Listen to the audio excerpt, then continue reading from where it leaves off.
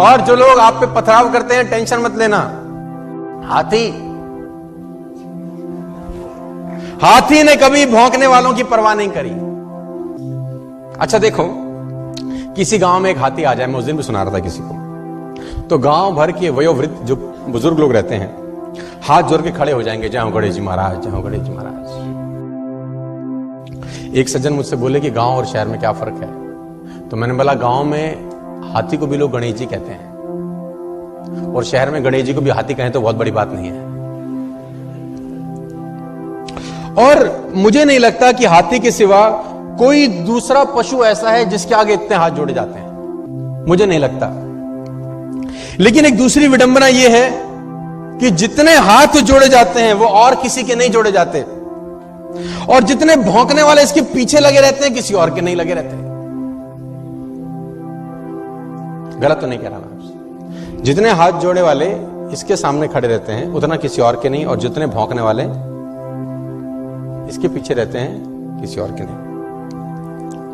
गांव भर के वयोवृद्ध हाथ जोड़े खड़े होंगे और भौंकने वाले पीछे पड़े होंगे, तो टेंशन लेने का जरूरत। और मुझे आज तक साला ये बात समझ में नहीं आई कि कुत्तों को हाथी से तकलीफ क्या है। हमको कुत्तों की बात समझ में नहीं आती, उनको हमारी नहीं आती। अगर समझ में आती तो हम पूछते कि भैया तुम्हें तकलीफ क्या है, और कुत्ते जवाब देते तो क्या देते मैं ये भी बता दूं आज आपको।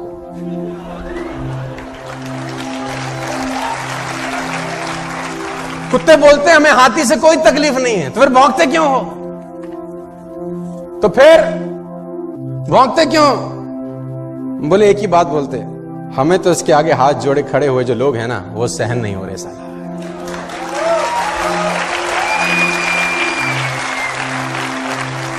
और सही बात है, जिसकी जितनी स्तुति होगी उसकी उतनी निंदा भी होगी, जिसकी जितनी स्तुति होगी उसकी उतनी निंदा होगी। स्तुति करने वाले हाथ जोड़े खड़े होंगे और भौंकने वाले पीछे पड़े होंगे।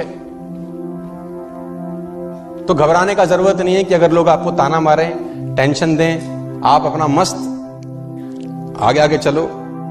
लेकिन दिक्कत क्या है? अच्छा, कुत्तों की इतनी हिम्मत नहीं है कि हाथी के आगे आके भौंके।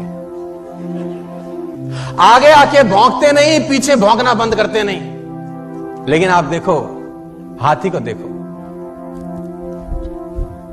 उसकी चाल में मस्ती बनी रहती है यार, क्योंकि वो हाथ जोड़ने वालों के पास ठहरता नहीं है और भौंकने वालों की तरफ मुड़कर देखता नहीं है।